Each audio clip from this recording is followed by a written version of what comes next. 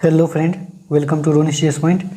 दोस्तों, आज हम यहाँ पे सर्कुलेटरी सिस्टम से जो है 130 महत्वपूर्ण क्वेश्चन को सॉल्व करेंगे, ऑब्जेक्टिव क्वेश्चन को, जो कि NCERT बेस्ड क्वेश्चन है। दोस्तों, ये जो है सचिवालय सहायक और बिहार दरोगा या आने वाले सभी कंपटीशन एग्जाम के लिए बहुत ही महत्वपूर्ण होने वाला है। दोस्तों, इस अगर टॉपिक को आप कवर कर लेते हैं तो रक्त परिसंचरण तंत्र से एक भी क्वेश्चन छूटेगा नहीं। उसके बाद अगर इससे पहले एक वीडियो अपलोड हो चुका है, अगर नहीं देखें तो डिस्क्रिप्शन में लिंक है, देख लीजिएगा। उसके बाद दोस्तों, केमिस्ट्री का जो है पूरा टॉपिक को कवर कर दिए हैं, पूरे चैप्टर को NCERT बेस्ड, और वो भी नहीं देखे हैं तो डिस्क्रिप्शन में प्ले लिस्ट है, देख लीजिएगा।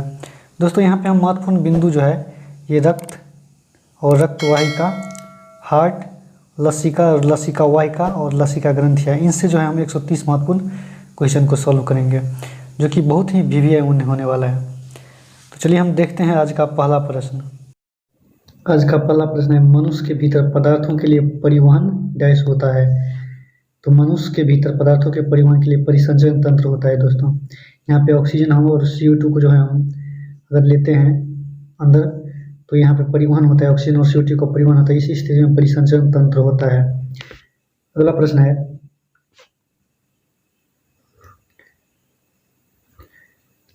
निम्न में से क्या परिसंचरण तंत्र का कार्य नहीं है?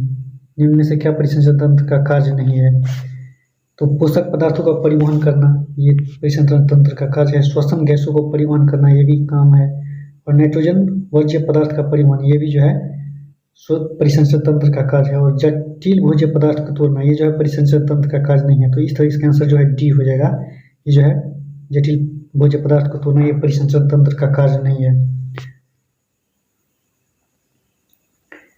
मनुष्य में किस प्रकार का परिसंचरण नहीं पाया जाता?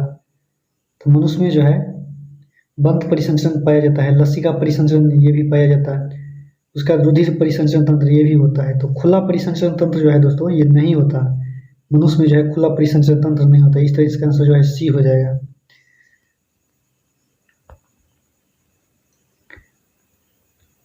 मनुष्य के रुधिर परिसंचरण तंत्र की खोज किसने किया था? तो इसका खोज जो है दोस्तों विलियम हार्वे ने जो है रुधिर परिसंचरण तंत्र की खोज विलियम हार्वे ने किया था। अगला प्रश्न है, रुधिर परिसंचरण तंत्र में खुली संवहनी पदार्थ क्या है? तो रुधिर परिसंचरण तंत्र में खुली संवहनी पदार्थ ये जो है रक्त है। रक्त जो है ये मुख्य संवही परिसंचरण तंत्र में मुख्य संवही पदार्थ है रक्त। अगला प्रश्न, निम्न में से कौन सा मनुष्य के परिसंचरण तंत्र का भाग है? तो मनुष्य के परिसंचरण तंत्र के बाद दोस्तों ब्लड है और रुधिर नालिकाएं हैं और हार्ट है। तो ये सभी जो है ये मनुष्य के परिसंचरण तंत्र का भाग है। निम्नलिखित में से कौन सा रुधिर नालिकाएं का प्रकार नहीं है? तो रुधिर प्लाज्मा है। सॉरी दोस्तों, एक मिनट, ये क्वेश्चन है, निम्न में से कौन सा रुधिर नालिकाएं का प्रकार नहीं है? तो धमनी, आर्टरी, उसके बाद वेन, शिरा और ये कैपिलरी, ये जो है कोशिका, ये जो है रुधिर नालिकाएं का प्रकार है। और रुधिर नालिकाएं का प्रकार जो है ये रुधिर प्लाज्मा नहीं है। बाकी ये तीनों जो है रुधिर नलिकाएं का प्रकार है, जिसमें आर्टरी धमनी हो गया, कैपिलरी कोशिका हो गया, वेन, शिरा, ये तीनों जो है रुधिर नलिकाएं का प्रकार है। अगला प्रश्न, निम्न में से कौन सा मोटाई के अनुसार घटते क्रम में है? तो मोटाई के अनुसार घटते क्रम में धमनी होता है, उसके बाद जो है शिरा, शिरा के बाद कोशिका, मोटाई के अनुसार घटते क्रम में। तो सबसे बड़ा धमनी, उसका बाद शिरा, उसका बाद कोशिका जो है होता है। अगला प्रश्न, निम्न में से कौन सा रुधिर नालिकाएं केवल एक ही परत से बनी होती है? तो ये कोशिका जो है कैपिलरी दोस्तों ये एक ही परत से बनी होती है। निम्न में से कौन सा रुधिर नालिकाएं केवल एक परत से बनी होती है? तो ये कोशिका जो है केवल एक परत से बनी होती है। अगला प्रश्न, रुधिर और कोशिका के बीच पोषक पदार्थों, वर्ज्य पदार्थों और गैसों का आदान प्रदान करने में कौन सहायक होता है? तो इसमें जो है कोशिका कैपिलरी जो है सहायक होता है। जब हम पोषक पदार्थ और वर्ज्य पदार्थ और गैसों का आदान प्रदान करते हैं तो इस स्थिति में जो है कोशिका जो है सहायक होता है। अगला प्रश्न, अगला प्रश्न देखेंगे दोस्तों।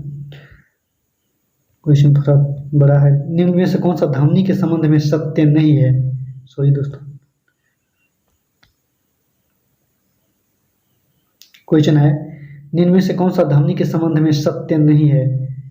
तो धमनी के संबंध में सत्य नहीं है दोस्तों, इसमें से जो है यह रुधिर हृदय से दूर ले जाती है। यह रुधिर को, ये जो है धमनी आर्टरी जो है, ये रुधिर को जो है, ब्लड को जो है हृदय से दूर ले जाती है, दूर ले जाती है। ये बिल्कुल सही है। ये रुधिर को हृदय के से पास लेकर आती है, ये गलत है। इसमें रुधिर अधिक दाब और गति से बहता है, ये भी सही है। इनमें से कोई कपाट नहीं होता, ये भी सही है। तो ये जो है धमनी के बारे में सत्य है, आर्टरी के बारे में जो है सत्य नहीं है। तो ये जो है बी जो है सत्य नहीं है। तो इस तरह इसका आंसर बी होगा। बाकी ये तीनों, ये रुधिर को हृदय तक ले जाती है, ये जो है धमनी, ये ब्लड को जो है हृदय तक ले जाती है। उसका जो है ये, इसमें रुधिर अधिक दाब और गति से बहता है। अधिक हाई प्रेशर से जो है यहाँ पे रक्त जो है बहता है। इसमें कोई कपाट नहीं होता। ये भी जो है धमनी के बारे में सही है, लेकिन ये बी जो है सही नहीं है। अगला प्रश्न है निम्न में से कौन सा शिरा के संबंध में सत्य नहीं है? तो शिरा के संबंध में याद रखिएगा, ये रुधिर को हृदय के पास लाती है, ये बिल्कुल सही है। शिरा के बारे में ये रुधिर को हृदय के पास लाती है। उसके बाद इसमें रुधिर कम दाब और कम गति से बहता है, ये भी सही। और इसमें कपाट होता है, ये भी सही। ये जो है शरीर में अधिक गहराई में स्थित होता है। ये जो है शिराएं जो है दोस्तों, ये शरीर में अधिक गहराई में नहीं होता। शरीर में जो है अधिक गहराई में धमनी होता है। धमनी जो है अपपाद में कहीं कहीं जो है दिखाई देता है, वरना ये जो है अधिक गहराई में होता है। देखिएगा धमनी जो है दो ही जगह आपको मोस्टली दिखाई देगा। एक जो है हाथ के जो है नस में, जहाँ से जो है पल्स नापा जाता है, वहीं पे देखिएगा ये धमनी निकलता है, धमनी दिखता है। उसका गर्दन के कनपट्टी के पास फील होता है धमनी का, लेकिन ये धमनी जो है अधिक गहराई में रहता है। कोई जो नस काट लेता है, दिखाता है अपने महबूबा का, जो हम नस काट करके जो तुम्हारे लिए हम ये कर सकते हैं, काटना है तो धमनी को काटो, तब पता चलेगा जो क्या फील होता है। हाथ के पास जो कलाई के पास रहता है, वहाँ पे काट के देखो, मर ही जाएगा। तो इसलिए दोस्तों, सॉरी दोस्तों, हम बाहर चले गए थे थोड़ा। धमनी के बारे में जो है ये बोल रहा है, ये शरीर में अधिक गहराई में स्थित है। शिरा जो है अधिक गहराई में नहीं होता है, बल्कि धमनी जो है अधिक गहराई में होता है। धमनी मुख्य तो दो ही जगह देखने को मिलता है, एक कनपट्टी के पास, उसका अधिक जो है हाथ में कलाई के पास। तो कभी आप लोग धमनी को नहीं काटिएगा, नहीं तो ब्लड नहीं रुकेगा, मर सकते हैं। अगला प्रश्न है इस धमनी के बारे में, जो धमनी और शिरा के बारे में कुछ हम यहाँ पे महत्वपूर्ण पॉइंट को जो है देखते हैं दोस्तों। जैसे धमनी, ये रुधिर के हृदय से विभिन्न अंगों तक पहुँचाती है। यह रुधिर को, रक्त को जो है, धमनी जो है रक्त को ये हृदय से विभिन्न भागों में, बॉडी के विभिन्न भागों में पहुँचाती है, ठीक। और ये रुधिर को विभिन्न अंगों से हृदय तक लाती है। शिरा जो है रक्त को विभिन्न अंगों से जो है हृदय तक लाती है। इसमें शुद्ध रुधिर प्रवाहित होता है, इसमें अशुद्ध रुधिर प्रवाहित होता है। दोस्तों, शुद्ध रुधिर वो होता है जिसमें ऑक्सीजन का मात्रा, वो ऑक्सीजन को ज़्यादा परिवहन करता है और कार्बन डाइऑक्साइड को बहुत कम परिवहन करता है। तो शुद्ध रक्त उसी को कहते हैं जो ऑक्सीजन को ज़्यादा परिवहन करता है। उसके बाद इसमें रुधिर कम दाब और गति से बहता है, बिल्कुल ठीक। इसमें कोई कपाट नहीं होता, ये धमनी के बारे में है, इसमें कपाट होता है। धमनिया की गुहा छोटी होती है, ठीक दोस्तों। धमनिया का गुहा जो है ये बहुत छोटी है और शिराओं का गुहा जो है बहुत बड़ी है। धमनियाँ रुधिर को बांटती है और शिराएं रुधिर को एकत्रित करती है। मरने के बाद ये खाली हो जाता, धमनी जो है बॉडी से मरने के बाद खाली हो जाता, लेकिन शिरा जो है मरने के बाद भी इसमें रहता है। भेन जो है शिरा, मरने के बाद भी रुधिर इसमें रहता है। और धमनी जो है शरीर में अधिक गहराई पर में पाए जाते हैं और ये शरीर में के सतह पर स्थित होता है। तो 13 नंबर क्वेश्चन को देखते हैं दोस्तों। 13 नंबर क्वेश्चन है, डाइस में अशुद्ध रुधिर बहता है। तो इसमें जो है दोस्तों अशुद्ध एक मिनट दोस्तों, डाइस में जो है फुफ्फुस शिरा में जो है दोस्तों, ये क्वेश्चन देखिए, डाइस में शुद्ध रुधिर बहता है, अशुद्ध रुधिर बहता है। तो ये जो है दोस्तों सिर्फ फुफ्फुस धमनी में जो है, पल्मोनरी आर्टरी में जो है यह अशुद्ध रुधिर बहता है। धमनी में जो है शुद्ध रुधिर बहता है, लेकिन कुछ स्थिति में फुफ्फुस धमनी में जो है अशुद्ध रुधिर बहते हैं। ये जो ब्लू वाले जो दिख रहे हैं, ये हार्ट से जो है फेफड़ा में जो है अशुद्ध रक्त को ले जाता है। ये हार्ट से फेफड़ा में अशुद्ध रक्त को ले जाता है। और ये फुफ्फुस शिरा है दोस्तों, जो कि फेफड़ा से हृदय में जो है शुद्ध रक्त को लाता है। तो इस तरह इसका आंसर जो हो जाएगा, डैश में अशुद्ध रुधिर बहता है, तो ये फुफ्फुस धमनी जो है फुफ्फुस धमनी में जो है दोस्तों अशुद्ध रुधिर बहता है। यहाँ पे देखिए ये राइट लंग है, दाहिना फेफड़ा, सॉरी दोस्तों, ये राइट फेफड़ा की ओर जो बहता है। तो इसमें देखिएगा ये वाला जो पार्ट है दोस्तों, ये वाला पार्ट, ये और ये, उसके बाद ये और ये पार्ट जो है, ये पार्ट ये फुफ्फुस शिरा है, क्या है, पल्मोनरी वेन, ये फुफ्फुस शिरा वाला पार्ट है। ये जो दोस्तों ये फुफ्फुस शिरा वाला पार्ट है, जो कि फुफ्फुस शिरा वाला पार्ट है, जो कि फेफड़ा से यहाँ पे आता है हार्ट में। और ये वाला पार्ट जो देखिएगा, ये वाला और ये वाला, उसका इधर जो ये निकला है ये फुफ्फुस धमनी है।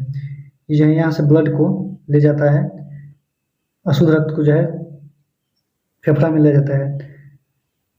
और ये जो है फुफ्फुस शिरा, ये दोनों जो है यहाँ पे जो है हृदय से, सॉरी दोस्तों, फेफड़ा से हृदय में शुद्ध रक्त को लाता है।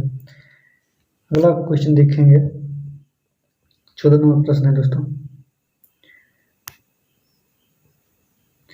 निम्न में से कौन सा धमनी और शिरा को जोड़ने का काम करता है?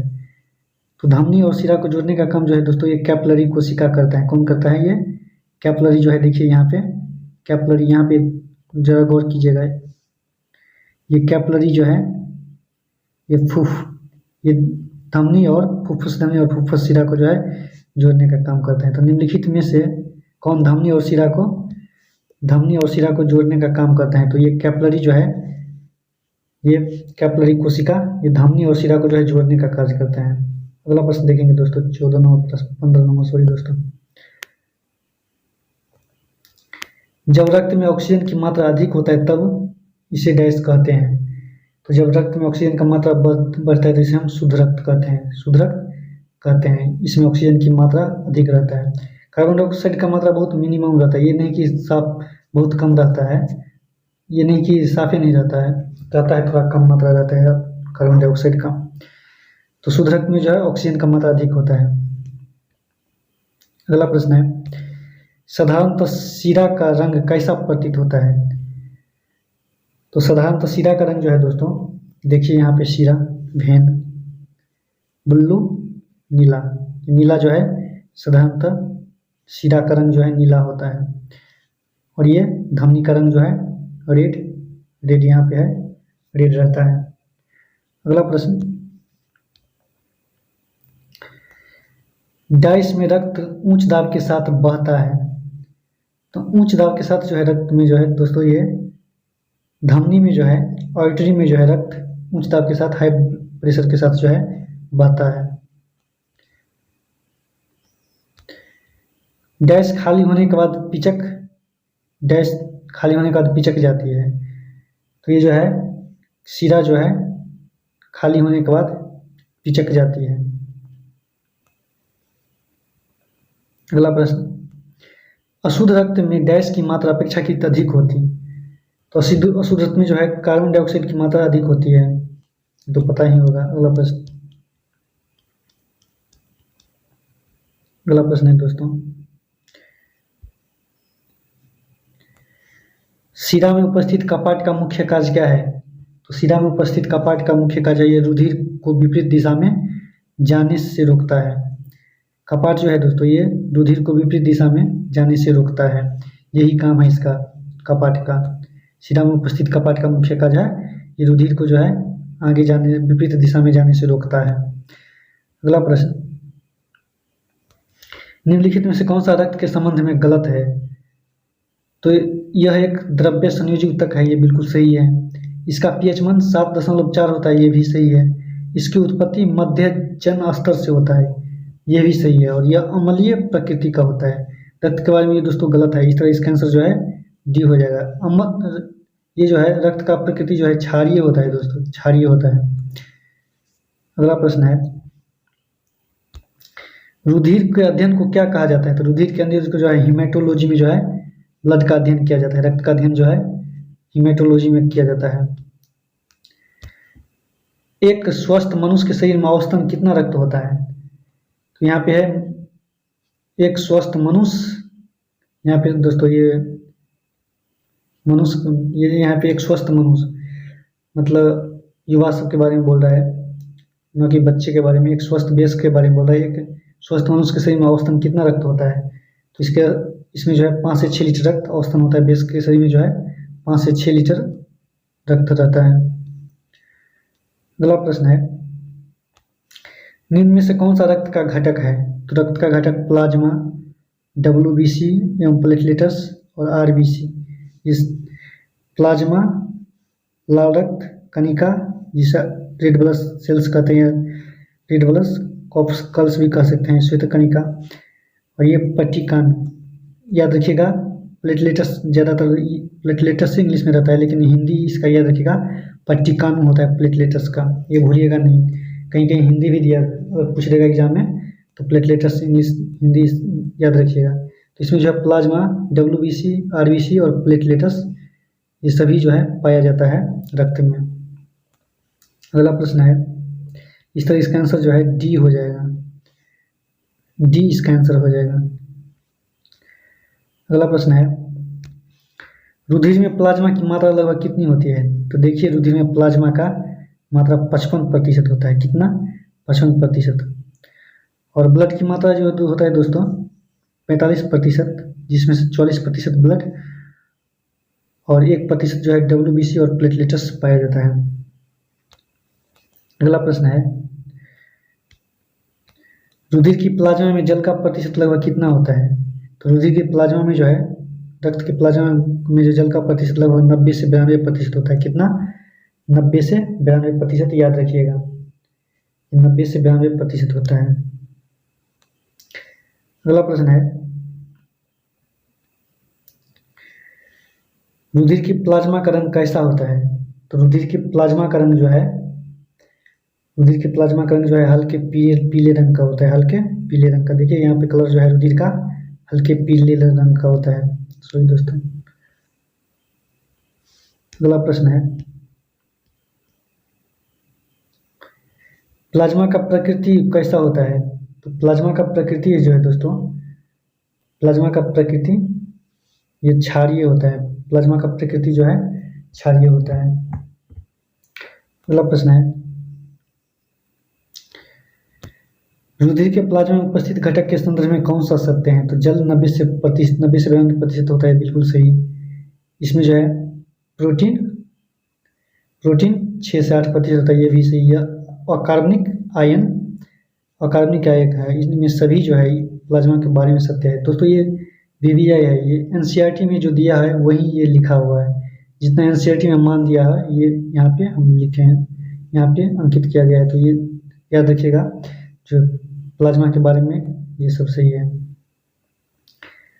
अगला है, प्लाज्मा में मुख्य रूप से पाए जाने वाले प्रोटीन है। तो प्लाज्मा में जो है मुख्य रूप से पाए जाने वाले प्रोटीन जो है दोस्तों, ये एल्ब्यूमिन और ग्लोब्यूलिन और फाइब्रिनोजन, ये जो है सभी प्लाज्मा में पाए जाते हैं।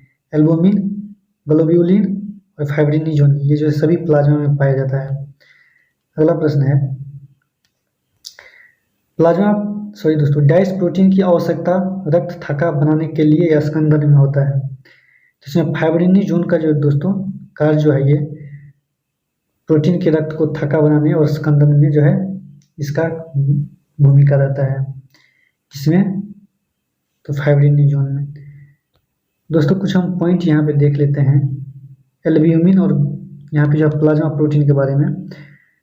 जो ये प्लाज्मा में मुख्य रूप से पाए जाने वाले प्रोटीन, तो ये एल्ब्यूमिन और ग्लोब्यूलिन और फाइब्रिनोजन, इसके बारे में हम देख लेते हैं। तो यहाँ पे जो है कुछ पॉइंट याद रखिएगा प्लाज्मा प्रोटीन के बारे में। प्लाज्मा प्रोटीन का, जैसे एल्ब्यूमिन, ये जो है प्रसारण संतुलन को बनाने में मदद करता है। हेल्प इज ऑस्मोटिक बैलेंस, ये प्रसारण संतुलन को बनाने में मदद करता है।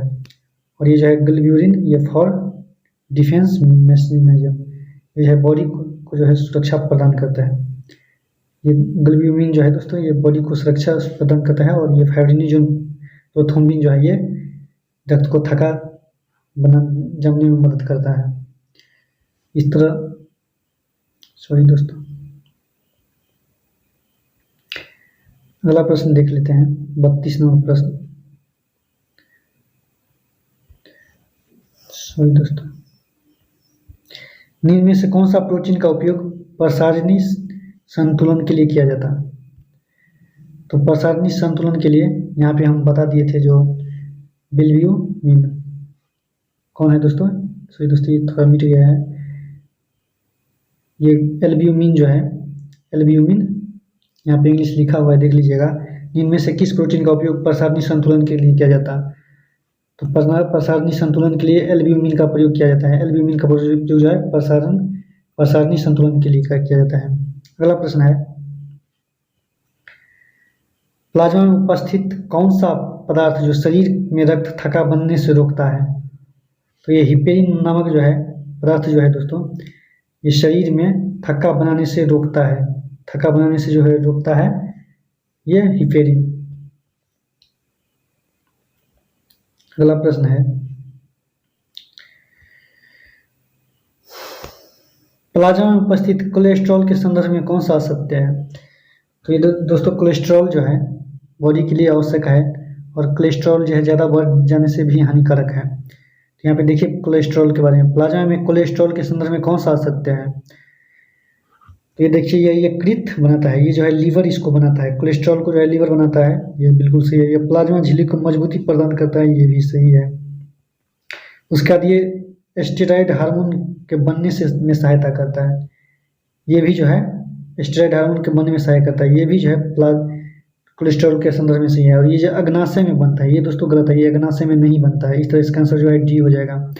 कोलेस्ट्रॉल के बारे में, ये यकृत से बनता है। कोलेस्ट्रॉल, यकृत जो है कोलेस्ट्रॉल को बनाता है, और इसमें प्लाज्मा झिल्ली को मजबूती प्रदान करता है, और ये स्टेरॉइड हार्मोन को बनने में सहायता करता है।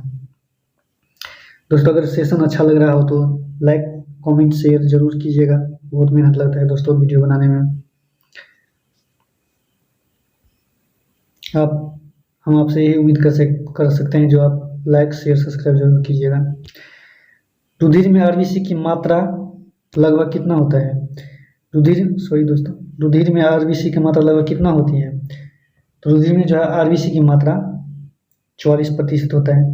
देखिएगा, ब्लड में जो है टोटल प्लाज्मा 55% पाया जाता है, और प्लाज्मा में जो है प्लाज्मा 55% पाया जाता है, 55%। उसके बाद जो है 45% जो है WBC, RBC और प्लेटलेट्स, जिसमें जो है RBC जो है दोस्तों ये 44% पाया जाता है, और WBC और प्लेटलेट्स 1% पाया जाता है।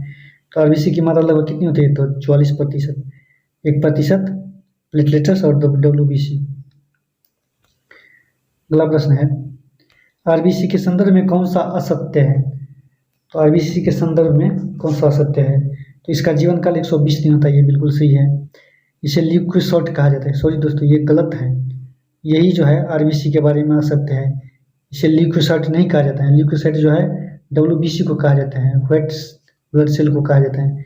इसे एरिथ्रोसाइट भी कहते हैं, ये सही है। इसका निर्माण बोन मैरो अस्थिमज्जा में होता है, ये भी सही है। तो RBC के बारे में जो है A, C और D सही है, और B जो है गलत है। इस तरह इसका आंसर B हो जाएगा, क्योंकि ल्यूकोसाइट जो है WBC को कहा जाता है। अगला प्रश्न है दोस्तों, RBC का कब्रिस्तान और मानव शरीर का ब्लड बैंक किसे कहा जाता है? तो ये प्लीहा है, स्प्लीन को जो है RBC का कब्रिस्तान कहा जाता है। यहाँ पे जो है दोस्तों RBC जो है मर जाता है 120 दिन के बाद, यहाँ पे मर जाता है, और उसके बाद जो है थोड़ा जो है स्टोर हो जाता है थोड़ा, इसलिए इसको ब्लड बैंक भी कहा जाता है। यहाँ पे जो है रुधिर जो है स्टोर हो जाता है, RBC खत्म होने का रुधिर जो है यहाँ पे थोड़ा स्टोर हो जाता है, इसलिए ब्लड बैंक कहा जाता है। RBC का कब्रिस्तान और मानव शरीर का ब्लड बैंक, इसे प्लीहा स्प्लीन को कहा जाता है। और एक बात याद रखिएगा, भ्रूण में जो आरबीसी जो बनता है, भ्रूण में आरबीसी वो इसी लीवर और प्लीहा दोनों के द्वारा जो है बनता है, लेकिन वयस्क में जो है बोन मैरो द्वारा जो है आरबीसी बनता है। अगला प्रश्न यही है, जो भ्रूणीय अवस्था में आरबीसी का निर्माण कहाँ होता है? तो भ्रूणीय अवस्था में जो है आरबीसी का निर्माण यकृत, प्लीहा ए और सी दोनों में जो है बनता है। भ्रूण के बारे में दिया है दोस्तों, जो आरबीसी कहाँ बनता है, तो ये लीवर और प्लीहा में बनता है। अगर ऑप्शन में जो ए और सी नहीं, दोनों नहीं दिया रहे दोस्तों, और अगर दिया रहे यकृत अलग दिया रहे, प्लीहा अलग दिया रहे, तो अस्थिमज्जा अलग दिया रहे, तो इस स्थिति में आप लीवर को टिक कीजिएगा, लीवर को टिक कीजिएगा, तो आपका क्वेश्चन सही हुआ होगा, क्योंकि एनसीईआरटी में ये दिया हुआ है, जो भ्रूणीय अवस्था में आरबीसी जो है यकृत में बनता है तो यकृत और प्लीहा दोनों में, अगर दोनों ऑप्शन एक साथ नहीं दे, जैसे इस तरह ए और सी नहीं दिया रहे, तो आप सिर्फ लीवर मारिएगा, अलग अलग ऑप्शन दिया रहे तो सिर्फ लीवर मारिएगा। अगला प्रश्न है 39, हेमोग्लोबिन डैश में पाया जाता है? तो हेमोग्लोबिन जो है दोस्तों, ये लाल रक्त कोशिका में, रेड ब्लड सेल में पाया जाता है हेमोग्लोबिन। अगला प्रश्न है, ऊंची जगहों या ऊंचाई वाले स्थान पर मानव शरीर में लाल रक्त कणिकाएं का आकार क्या होता है?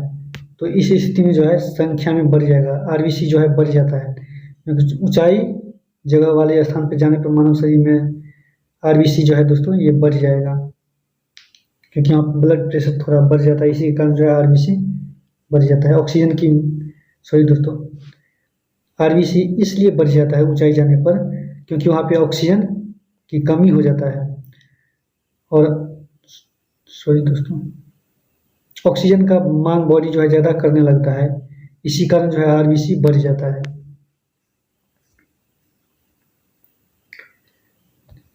आरबीसी में होगा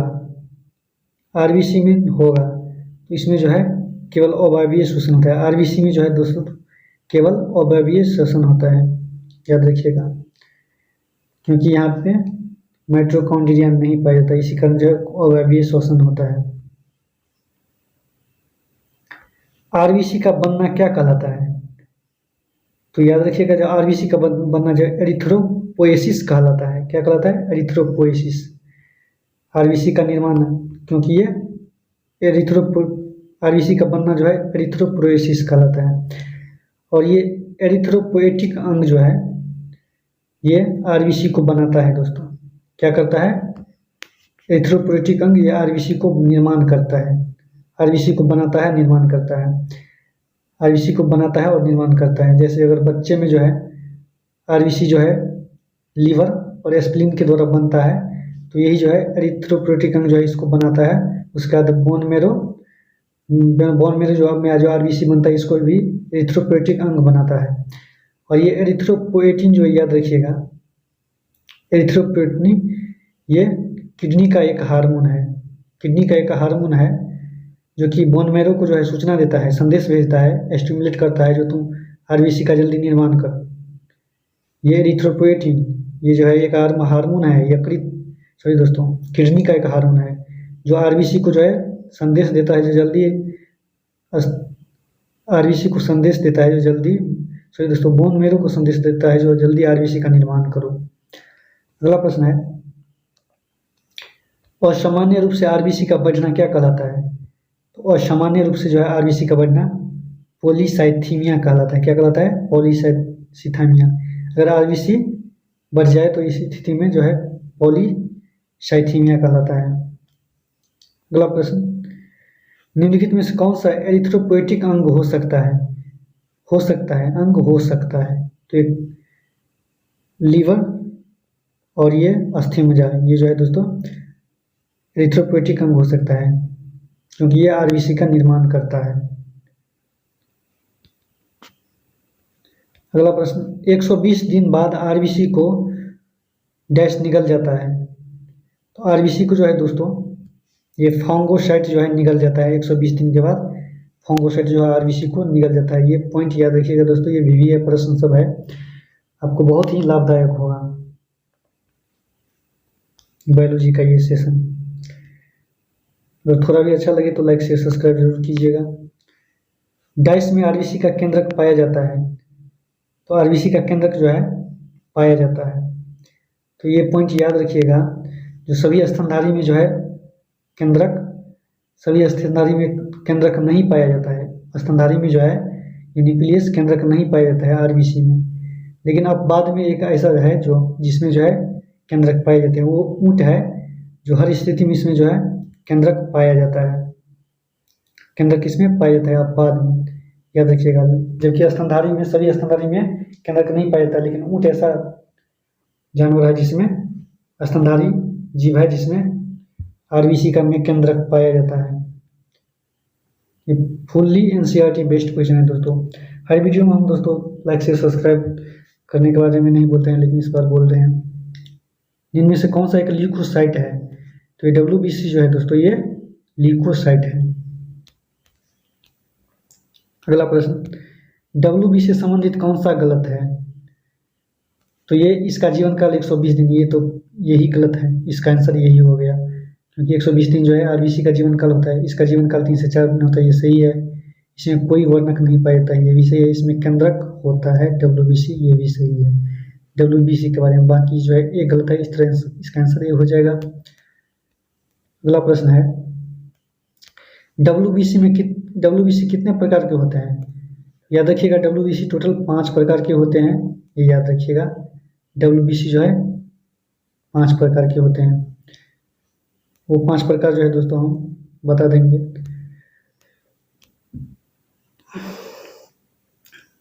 अगला प्रश्न है, कोशिका द्रव में ल्यूकोसाइट, लिम्फोसाइट, ये सब जो है डब्ल्यूबीसी का भाग है।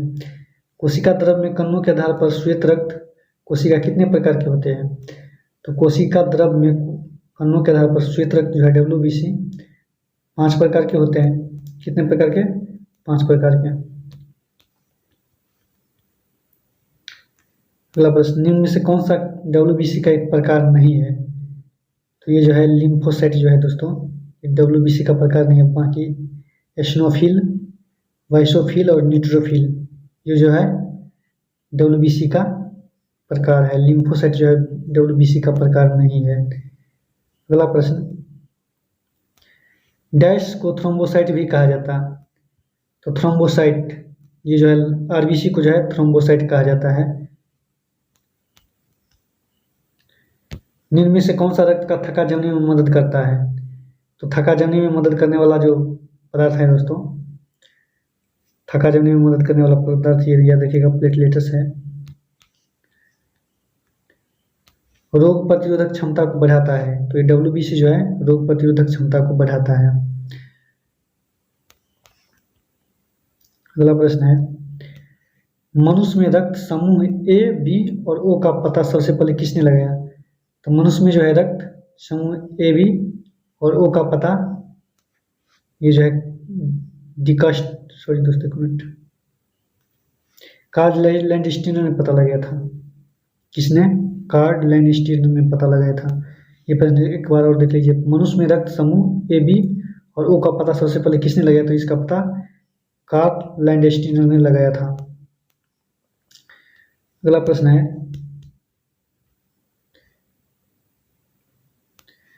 आरबीसी की सतह पर एक विशेष प्रकार का प्रोटीन ग्लाइकोप्रोटीन को क्या कहते हैं? तो ये जो देखिएगा आरबीसी की सतह पर एक विशेष प्रकार के प्रोटीन को क्या कहते हैं? तो आरबीसी की सतह पे एक विशेष प्रकार का प्रोटीन यहाँ पे दिख रहा है जिसे हम एंटीजन कहते हैं। क्या कहते हैं? एंटीजन। निम्न में से किस रक्त समूह में एंटीजन ए और बी दोनों होगा, साथ ही उसमें कोई एंटीबॉडी नहीं होगा? तो ए बी ग्रुप में जो है दोस्तों एंटीजन ए और बी दोनों होगा, इसमें जो है एंटीबॉडी कोई भी नहीं होगा।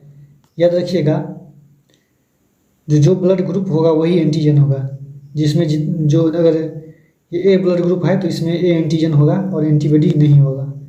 अगर बी ब्लड ग्रुप है तो इसमें बी एंटीजन होगा और इसमें एंटीबॉडी नहीं होगा।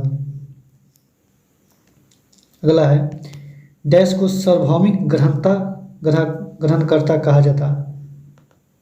तो ये रक्त समूह ए बी को जो है सार्वभौमिक ग्रहणकर्ता, ये सबसे ले सकता है, इसे कहा जाता है। अगला प्रश्न है,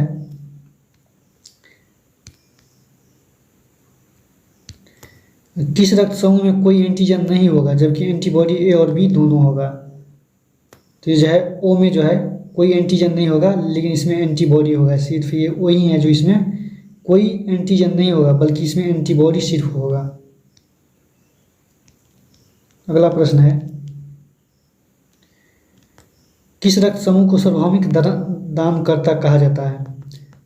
तो इसी को जो है ओ को सार्वभौमिक दानकर्ता कहा जाता है, इसे सर्वदाता कहा जाता है। 61 नंबर प्रश्न है दोस्तों, रुधिर में एंटीजन और एंटीबॉडी की अभिक्रिया से समय तक किस तरह का समस्या उत्पन्न होते हैं। तो इस स्थिति में जो है पीलिया और एनीमिया जो है होने का संभावना होता है। रुधिर में अगर एंटीजन और एंटीबॉडी की अभिक्रिया से जो है सामान्यतः पीलिया और एनीमिया देखने को मिलता है। इसलिए जो है कहा जाता है जो आपका ब्लड ग्रुप है पहले उसी ब्लड ग्रुप का आप दूसरे से ले सकते हैं, उसके बाद अगर दूसरे से दूसरा ब्लड ग्रुप ले लीजिए। जैसे अगर ए आपका ब्लड ग्रुप है तो आप ए ही लीजिए, अगर ए नहीं मिलता है तो बाद में लीजिएगा दूसरा, लेकिन तब तक आपको ए ही लेना है। अगर ए पॉजिटिव है तो ए ही पॉजिटिव ही लेना है। अगला है, आरएच तत्व तथा आरएच एंटीजन की खोज किसने किया था। तो इसका खोज जो है दोस्तों, इसका खोज देखिएगा लैंडस्टीनर और विनर ने किया था। आरएच तत्व या आरएच एंटीजन का खोज जो है लैंडस्टीनर और विनर ने किया था। अगला प्रश्न है, सबसे पहले आरएच एंटीजन का खोज किसने किया था, किसमें की गई। तो आरएच फैक्टर का जो है दोस्तों, आरएच एंटीजन का जो खोज है सबसे पहले जो रिसस नामक बंदर में किया गया था। इसी के नाम पर जो है आरएच फैक्टर का नाम रखा गया, आरएच रखा गया। रिसस बंदर पे जो है आरएच एंटीजन की खोज की गई थी। निम्न में से किस रक्त समूह में आरएच तत्व या आरएच एंटीजन उपस्थित होता है। तो इसमें जो है दोस्तों बी प्लस वाले में जो है आरएच तत्व एंटीजन जो है उपस्थित होता है। बी वाले में एंटीजन या देखिएगा जो बी वाले में जो है एंटीजन पाया जाता है लेकिन एंटीबॉडी नहीं पाया जाता। निम्नलिखित में से कौन सा सार्वभौमिक दानकर्ता और सार्वभौमिक प्राप्तकर्ता रक्त समूह है। तो ये O minus and A plus जो है दोस्तों ये सार्वभौमिक दानकर्ता और सार्वभौमिक प्राप्तकर्ता रक्त समूह है। O minus and A B positive. अगला प्रश्न है, रक्त का थक्का बनाने में कौन सा खनिज सहायक है। तो इसमें जो है कैल्शियम सहायक होता है। रक्त का थक्का बनाने में कैल्शियम सहायक होता है। इसमें जो है इंजुरी प्लेट जो है ये टूटता है तो पूरा थ्रोम्बोप्लास्टिन में जो है टूटता है। उसके बाद जो है ये एक्टिव हो जाता है और एक्टिव हो जाने के बाद ये थ्रोम्बोप्लास्टिन में टूटता है। तो थ्रोम्बोप्लास्टिन में एक्टिव होने के बाद जो है कैल्शियम, तो इसको जो है कैल्शियम की आवश्यकता होती है। तो इस स्थिति में जो है ये खनिज का सहायक बनाने में कैल्शियम रक्त को थक्का बनाने में सहायता करता है। तो आज का सेशन समाप्त हुआ दोस्तों। वीडियो कैसा लगे ये कमेंट करके बोलिएगा। अगर वीडियो अच्छा लगे तो लाइक शेयर सब्सक्राइब जरूर कीजिएगा। इसके लिए थैंक यू। मिलते हैं अगले चैप्टर में फिर बायोलॉजी के टॉपिक के साथ। तब तक के लिए धन्यवाद।